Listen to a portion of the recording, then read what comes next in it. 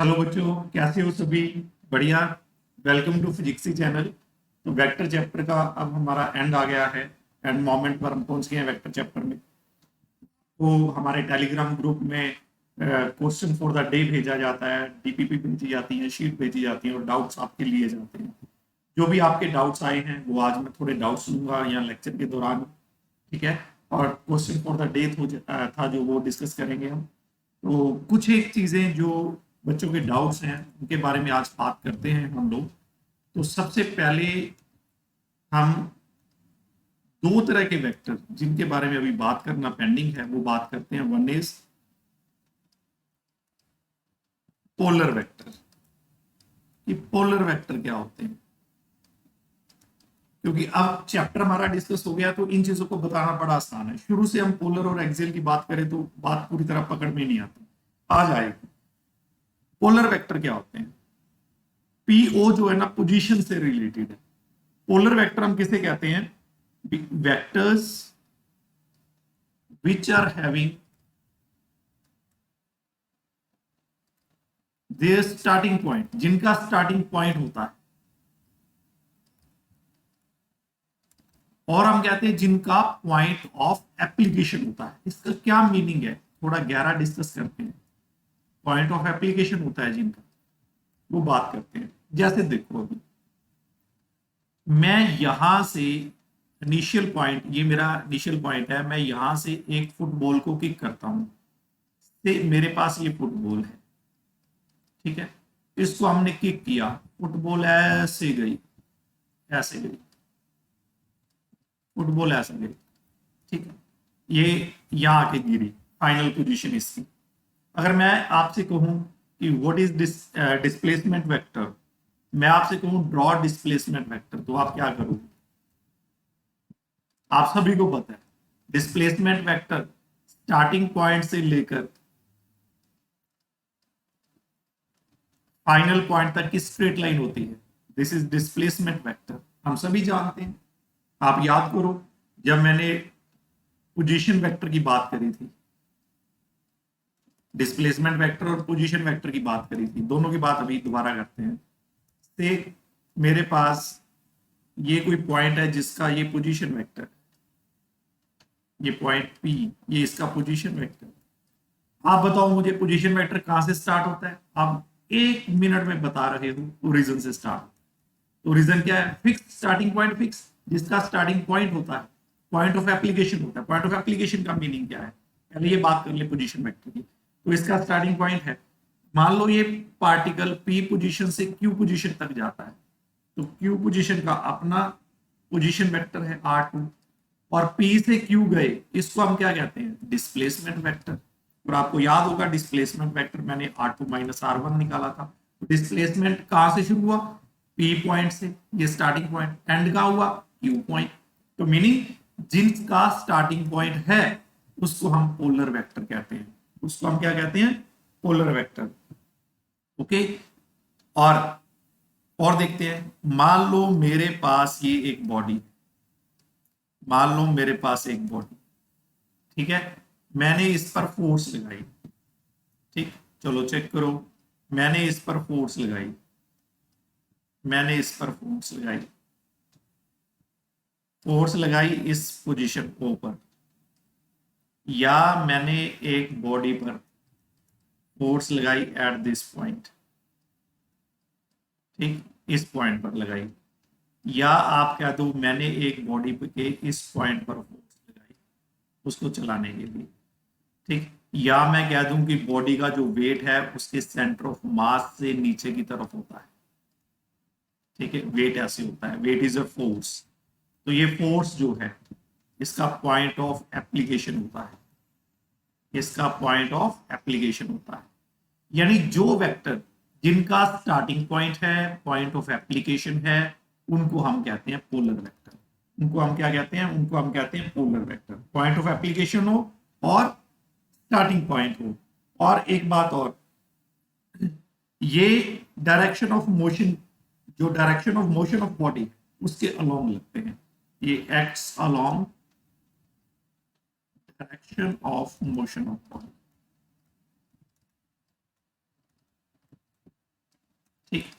ऐसे बेटा जो वेक्टर्स हैं उनको मैं कहूंगा पोलर वेक्टर्स। उनको क्या कहेंगे?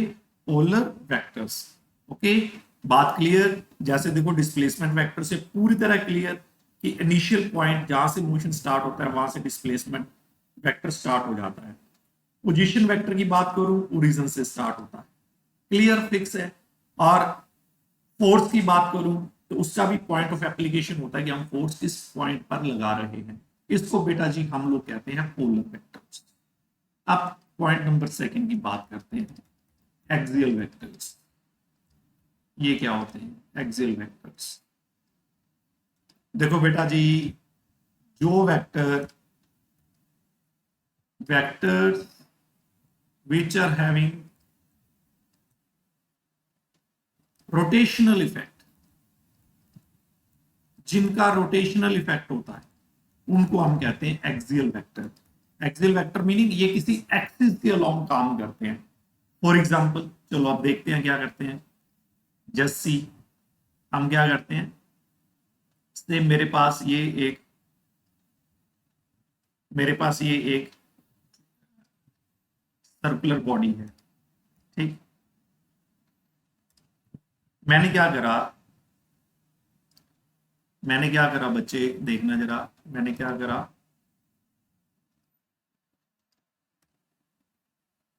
धागे के साथ स्टोन बांध कर ना ऐसे घुमा दिया, धागे से स्टोन बांधकर ऐसे घुमा दिया। आप यूजली करते हो, तो मुझे पता है कि इस तरफ इसकी लीनियर वेलोसिटी है, इस तरफ इसकी लीनियर वेलोसिटी है, सभी जानते हैं। आपने कुछ सर्कुलर मोशन 9th-10th में पढ़ा भी होगा। आपको पता है जब ये स्टोन आगे बढ़ेगा, जैसे ये स्टोन आगे बढ़ेगा, चेक करते हैं जैसे जैसे ये आगे बढ़ता है, जैसे ये स्टोन आगे बढ़ा इस पोजीशन पर आया तो यहाँ कुछ एंगल कवर हो गया, ठीक। यहाँ कुछ लेंथ कवर हो गई, लेंथ को मैं कहूंगा लीनियर डिस्प्लेसमेंट, ठीक है। और जो थीटा है उसको कहूंगा मैं एंगुलर डिस्प्लेसमेंट, ठीक। पर सेकंड जो एंगुलर डिस्प्लेसमेंट है, यानी एंगुलर डिस्प्लेसमेंट पर सेकंड जो है, इसको हम क्या कहते हैं? Angular velocity. अब सोचने वाली बात है, इसके टेंजेंट के अलोंग किसी भी पॉइंट पर मैं टेंजेंट लूं, टेंजेंट के अलोंग तो बेटा लीनियर वेलोसिटी है। ये एंगुलर वेलोसिटी कहां है? एंगुलर वेलोसिटी के लिए हम यूज करते हैं right hand thumb rule. Right hand thumb rule का क्या मीनिंग है, जरा ध्यान देना। एक मिनट बेटा जी, चलो गिर गया, एक मिनट। बॉडी ऐसे घूम रही है, जैसे फिगर में दिखाया गया, बॉडी ऐसे घूम रही है, ठीक है। जिधर बॉडी घूम रही है उधर अपनी फिंगर्स घुमाओ, जिधर थंब होगा that will be the direction of rotational vector. जैसे एंगुलर वेलोसिटी है, जिधर बॉडी घूम रही है अपनी फिंगर घुमाओ, जिधर थंब होगा वो एंगुलर वेलोसिटी है। तो इस तरफ बच्चे, इस तरफ, इस केस में एंगुलर वेलोसिटी है। मीनिंग जब कोई बॉडी एंटी क्लॉकवाइज घूमती है, तो जो एंगुलर वेलोसिटी है वो इस तरफ होती है, अपवर्ड। यानी for anti clockwise motion of body, जो एंगुलर वेलोसिटी है दैट इज अपवर्ड्स, वो अपवर्ड्स होती है, ठीक है। लेकिन आप लोग कहोगे सर ये तो सेंटर से लग रहा है, इसका तो पॉइंट ऑफ एप्लीकेशन हो गया। नहीं बेटा, ये एक्सिस ऑफ रोटेशन पर लगती है, ये एक्सिस ऑफ रोटेशन है, और एक्सिस ऑफ रोटेशन -∞ से +∞ तक जाता है। तो इस सारी लाइन के लोग नीचे से एंटर करके ये एंगुलर वेलोसिटी ऊपर से बाहर निकल रही है, ये इसका लाइन ऑफ एक्शन है। This is line of action, not point of application, line of action of angular velocity, that is axis of rotation. ये एक्सिस ऑफ रोटेशन, ठीक है। इधर ही एंगुलर एक्सेलरेशन होता है, इधर ही टॉर्क होता है। यानी टॉर्क क्या होता है हम रोटेशनल मोशन में पढ़ेंगे, एंगुलर वेलोसिटी, एंगुलर एक्सेलरेशन, ये सारे के सारे रोटेशनल इफेक्ट देने वाले हैं। इनको हम एक्सियल वेक्टर कहते हैं क्योंकि एक एक्सिस के अलोंग लगते हैं। मान लो बॉडी घूमती है clockwise, this is clockwise direction, तो फिर डायरेक्शन क्या बनेगी, ऐसे डाउनवर्ड्स। क्लॉकवाइज के लिए क्या बनेगी, डाउनवर्ड्स, डाउनवर्ड्स बनेगी, तो इधर हो जाएगी एंगुलर वेलोसिटी, यानी ऊपर से ये एंटर करते हुए नीचे की तरफ जाएगी। This is axis of rotation, यानी जो एक्सिस ऑफ रोटेशन के अलोंग लगेंगे वेक्टर, जिनका रोटेशनल इफेक्ट होगा, उनको हम कहेंगे एक्सियल। एक्सियल एक्सिस से बना वर्ड है और पोलर पोजीशन के हिसाब से, तो बात क्लियर हो जाएगी। पोलर का स्टार्टिंग पॉइंट होता है, पॉइंट ऑफ एप्लीकेशन होता है, और एक्सियल का एक्सिस ऑफ रोटेशन के अलोंग, यानी जिनका रोटेशनल इफेक्ट होता है, उनको हम कहते हैं एक्सियल वेक्टर्स। ठीक है बेटा जी, ये दो बातें। इसके बाद हम एक दो क्वेश्चन करते हैं, जो बच्चों की प्रॉब्लम्स हैं वो क्वेश्चन ले रहा हूं मैं। सबसे पहले मुझे एक बच्चे ने क्वेश्चन दिया, वो क्वेश्चन करते हैं हम लोग। क्वेश्चन ये था, determine the horizontal force required to displace a mass of 0.03 kg suspended by a string until it makes an angle of 30 degree with vertical। Meaning क्या है, हमने वर्टिकल के साथ एक थ्रेड के साथ, यानी एक पॉइंट ऑफ सस्पेंशन या थ्रेड के साथ हमने एक बॉल बांध दी, एक बॉडी बांध दी। इस बॉडी का मास है 0.03 kg। हमने इस पर फोर्स लगाई, जैसे ये बांध दी और इस पर फोर्स लगाई, फोर्स लगाएंगे तो ये ऐसे हो जाएगा। हमने इस पर फोर्स लगाई, इस तरफ हमने फोर्स लगाई, तो उससे क्या हुआ, हमने इस तरफ फोर्स लगाई तो क्या हुआ, ये बॉल आगे बढ़ गई until it makes an angle of 30 degree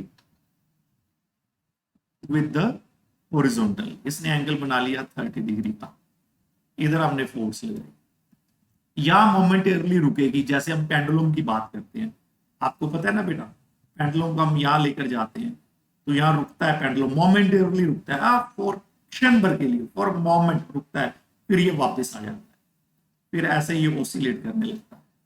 ठीक है, मोमेंटेरली यहां रुकता है, इसका क्या मीनिंग है, मोमेंटेरली रुकता है। मान लो ये ए पोजीशन है और इसको मैं कह दूं बी पोजीशन, तो मैं कह दूंगा ball will stop momentarily at point B। B point पर momentarily रुकेगी, यानी for that moment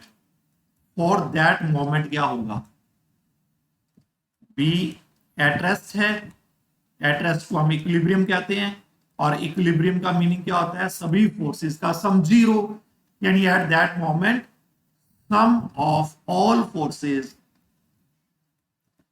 acting on ball will be zero. उस समय बॉल पर लगने वाली सारी फोर्सेस का जो सम है वो जीरो बनेगा। कौन कौन सी फोर्स लग रही है, एक तो एफ हमने अप्लाई करी, और भाई थ्रेड में क्या आता है, याद करो मैंने बताया हुआ है, थ्रेड में क्या आती है, टेंशन, इधर आएगी टेंशन, और बच्चा प्यारा एक इसका वेट बॉल का नीचे की तरफ हो।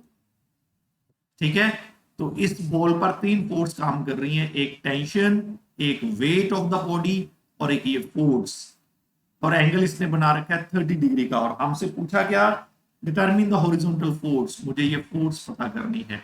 चलो इस फिगर को दोबारा इस जगह बनाते हैं, इधर लगी फोर्स, वेरी गुड, ठीक है, दूसरी लगी टेंशन, इधर लगी टेंशन, ओके, और नीचे लगा वेट, इधर लगा वेट, ओके। अगर मैं यहां एक्स एक्सिस और वाई एक्सिस मार्क कर लूं तो सभी लोग समझ गए होंगे मैं क्या करना चाहता हूं, कंपोनेंट से बात करना चाहता हूं, क्योंकि जब रेस्ट है, जब इक्विलिब्रियम है, जब नेट फोर्स जीरो है, सभी फोर्सेस का सम जीरो है, प्रॉपरली रेस्ट है, मोमेंटरली वहां रेस्ट है, तो वहां सभी फोर्सेस का सम जीरो बनना है। कंपोनेंट लेकर लेफ्ट फोर्स को राइट से और अपवर्ड फोर्स को डाउन से बैलेंस करके, जैसे हम यूजली करते आए हैं, हम लोग करेंगे। क्वेश्चन हो जाएगा, ये एंगल 30 है तो ये एंगल भी कितना होगा वर्टिकल के साथ, दिस इज आल्सो 30 डिग्री। चलो कंपोनेंट बनाते हैं, लो बच्चे टेंशन के कंपोनेंट बनाओ। इधर टेंशन का कंपोनेंट क्या बनेगा, टी कॉस 30 डिग्री, और इस तरफ क्या बनेगा, टी साइन 30 डिग्री। ओके, तो इनको बैलेंस करते हैं। This is B position, at B there is equilibrium, क्योंकि यहाँ इक्विलिब्रियम है। अगर इक्विलिब्रियम है तो बात क्लियर, एफ किसके इक्वल है, that is T sine 30 degree. ये दोनों एक दूसरे को बैलेंस करेंगी, लेफ्ट राइट के साथ, अपवर्ड डाउनवर्ड के साथ। एम जी किसके बराबर है, टी कॉस 30 डिग्री। ठीक है, मुझे क्या करना है, फोर्स निकालनी है। मास मुझे गिवन है, थीटा पता है। टेंशन को गायब करो, गायब करो टेंशन को क्वेश्चन से, अपनी लाइफ से टेंशन गायब करो। Dividing equation first by second, इनको डिवाइड करो, F by M G, T से टी कट जाएगा, sine 30 degree upon cos 30 degree, और ये हो जाएगा tan 30 डिग्री। ठीक है, तो एफ हो गया एम जी tan 30 डिग्री। मास कितना गिवन है, यस मास कितना गिवन है, 0.03 kg। तो ये 0.03 kg। जी वैल्यू उसने बोल नहीं रखी, जब जी वैल्यू नहीं बोल रखी हो तो 9.8 लेते हैं, और tan 30 सभी को पता है 1/√3 होता है। ये सारी वैल्यूज को कैलकुलेट करो, you will get this answer, you will get this. ठीक है, ये क्वेश्चन मुझसे पूछा था किसी बच्चे ने, डाउट अब क्लियर है। आगे बढ़ते हैं, आगे बढ़ते हैं। तो एक क्वेश्चन आज क्वेश्चन फॉर द डे दिया था बच्चों को कि मेरे पास यहाँ दो पुलीज हैं, ये दो पुलीज हैं, और क्या है कि पुली पर रोप सस्पेंडेड है, लेकिन किस ढंग से वो देखते हैं। तो रोप यहां से आती है, यहाँ पास होकर नीचे, फिर रोप इधर, और फिर रोप यहां से पास होकर ऐसे। ठीक है, ये रोप है।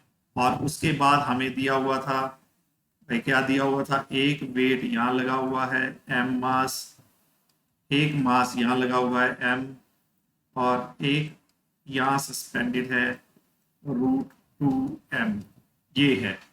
और हमें कहा गया, बताया गया, यहाँ टेंशन, यहाँ टेंशन, यहाँ टेंशन, यहाँ टेंशन, ये मार्क है सारा कुछ। और हमें कहा गया कि भाई ये बताओ कि वर्टिकल के साथ जो एंगल बन रहा है रोप का, इधर थीटा, इधर थीटा, ये थीटा बताओ कितने डिग्री है। ये क्वेश्चन था। Question is quite simple.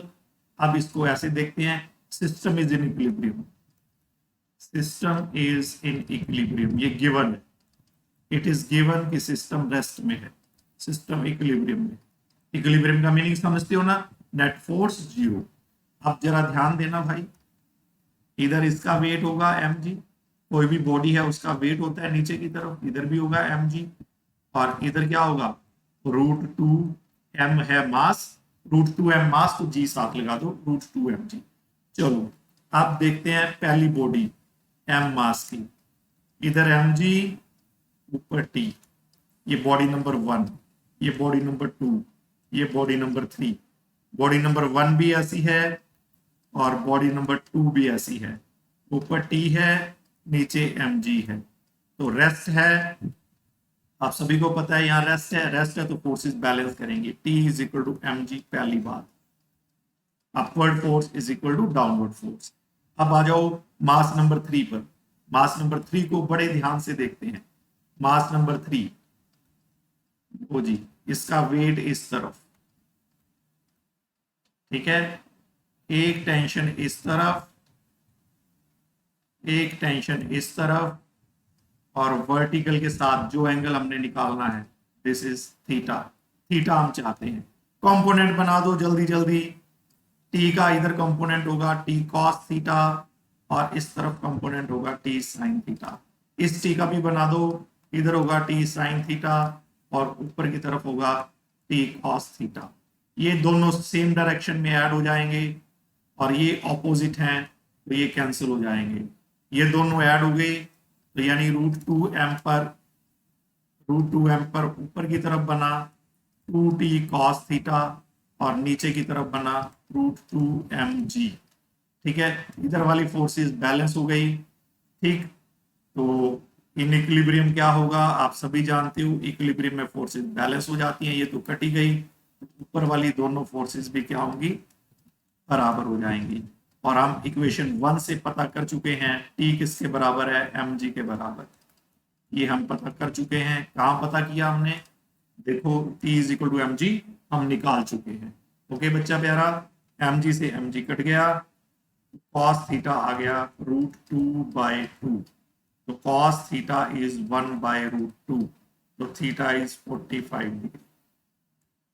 तो ये आंसर आ गया।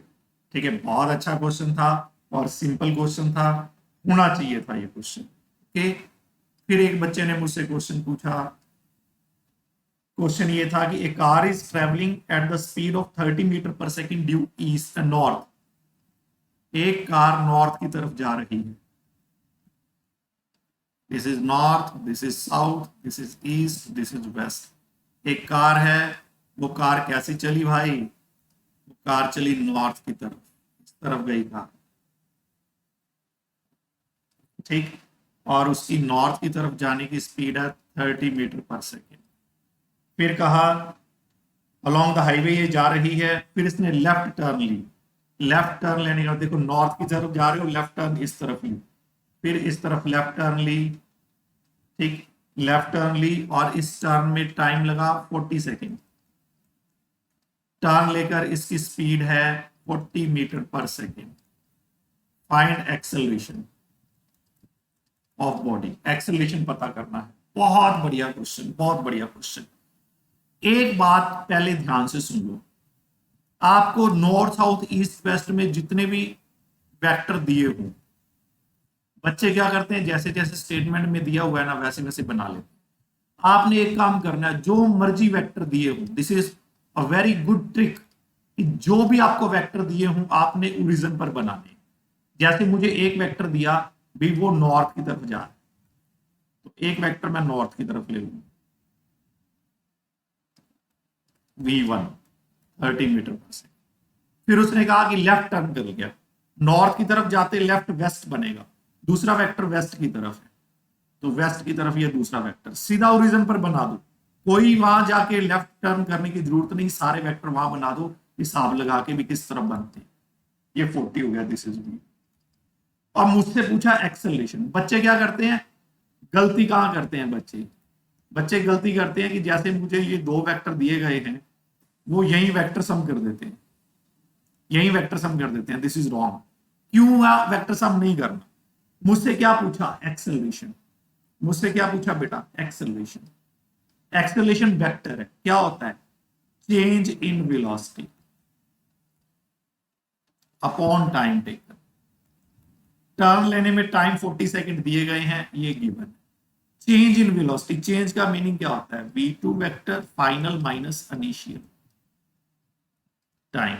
यानी मुझे क्या करना है, v2 में ऐड करना है -v1। This is very important question. v2 में मुझे ऐड करना है -v1, तो भाई मेरे पास ये v2 है, उसमें ऐड करना है -v1, ये तो v1 है, ये -v1 थोड़ी है। बच्चे यही गलती करते हैं, ये v1 लिया, ये v2 लिया, इनको ऐड कर देते हैं, और जो न्यूमेरिकल वैल्यू है वो तो उनको मिल जाती है, डायरेक्शन गलत आती है। फिर कहेंगे सर आधा ठीक है, डायरेक्शन नहीं निकल रही। कैसे निकलेगी बेटा, जब काम गलत करेंगे। Change in velocity v2 -v1 होना है, आप दोनों को ऐड कर रहे हो। आपने किसको ऐड करना है, v2 में नेगेटिव ऑफ v1 ऐड करना है। This is the key point, this is the key point. और ये क्वेश्चन अक्सर नीट में आ जाता है और बच्चे अक्सर गलत करके आते हैं। नीट में ये पेट क्वेश्चन है, कई बार आया है, हर बार स्टेटमेंट नए तरीके से आ जाती है, और ये कई बार आया है। देखो ये नॉर्थ, ठीक है, this is east, north, west, south. अब देखना बेटा, एक वेक्टर मेरे पास है v2 इस तरफ, ये तो मेरे पास ऑलरेडी है, v2 है इस तरफ।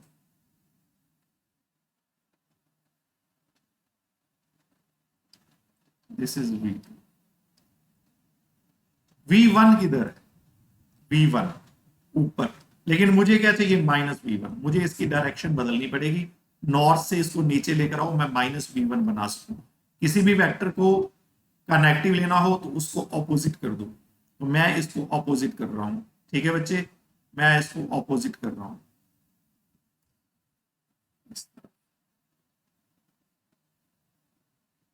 This is minus B. अब यहां मैंने इसका इन दोनों का वेक्टर सम करना है। जब मैं इन दोनों का वेक्टर सम करूंगा तो यहां मुझे रिजल्टेंट मिलना है। ये मेरा रिजल्टेंट है, ठीक है। ये क्या होगा, देखो v2 प्लस क्या माइनस v1। ये v1 है, सॉरी बेटा ये v1 था, ये v2 लिखा गया। This is v1, this is v1। v1 की डायरेक्शन उल्टा करिए ना, दिस इज v1। ओके बेटा, तो ये रिजल्टेंट मेरे पास क्या आया, रिजल्टेंट क्या है, that is v2 minus v1 का मैग्नीट्यूड। अब दोनों में एंगल कितने डिग्री का, 90 डिग्री का, तो क्या होगा magnitude v2 square plus v1 square. अब v2 क्या है, मुझे दिया है 40, ये क्या है 30, तो ये हो गया 50 मीटर पर सेकेंड। अब मुझे एक्सेलरेशन निकालना है, एक्सेलरेशन का मैग्नीट्यूड वो क्या होगा, v2 minus v1 change in velocity का मैग्नीट्यूड अपॉन टाइम। ये आ गया 50, टाइम है 40, तो 1.25 मीटर पर सेकेंड हो गया। ठीक है बेटा, अब इसकी direction of A, direction of A कैसे पता करेंगे। डायरेक्शन ऑफ ए पता करने के लिए देखो, अगर मैं इस एंगल को अल्फा ले लेता हूं तो tan अल्फा क्या लिखूंगा, जिसके साथ एंगल लिया होता है रिजल्टेंट का एंगल अल्फा, इसके साथ लिया तो ये मेरे पास एक तरह से a हो गया, तो ये b हो गया, तो क्या लिखूंगा v1 बाय v2, मैग्नीट्यूड ही लेना होता है। v1 क्या है, दैट इज 30, v2 क्या है 40, 3/4। अब ट्रायंगल याद करो, 3 4 5 अल्फा, अल्फा के सामने 3 हो तो एंगल कितना होता है 37 डिग्री, बताया हुआ है ना। अल्फा कितना आ गया 37 डिग्री। लेकिन अब ध्यान दो 37 डिग्री किधर, देखो मैं वेस्ट से कितना नीचे आया हूं 37, किस तरफ, साउथ की तरफ, तो क्या लिखूंगा 37 degree south of west, south of west. इस ढंग से डायरेक्शन, कई बच्चे मुझे मैसेज करते हैं कि सर डायरेक्शन कैसे निकालनी, ऐसे निकालते हैं बेटा डायरेक्शन। ओके, एक एंगल, एक वेक्टर के साथ एंगल ले लो अल्फा, जिसके साथ एंगल लिया वो ए हो गया, दूसरा बी हो गया। ये 90 वाला केस था तो बी अपॉन ए वाला लगना था। बी मेरे लिए v1 है, ए मेरे लिए v2 है, तो मैंने 3 4 वाली ट्रायंगल यूज करके 37 डिग्री एंगल निकाल लिया। ठीक है बेटा जी, तो अब हमारा वेक्टर चैप्टर फाइनलाइज्ड है। अब आज आपको शीट मिलेगी, तैयारी करें, फिर टेस्ट होगा। अब आपको टेस्ट की तैयारी के लिए टाइम मिलेगा। ओके बेटा जी, मिलते हैं, बाय बाय।